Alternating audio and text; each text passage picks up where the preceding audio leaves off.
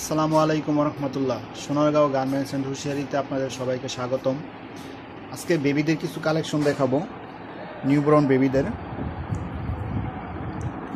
এই যে ড্রেসটা দেখেন, এটা হচ্ছে আপনার দুইটা সাইজ। এটা হচ্ছে এম সাইজ, এটা ছোটো আরেকটা সাইজ হচ্ছে এস সাইজ।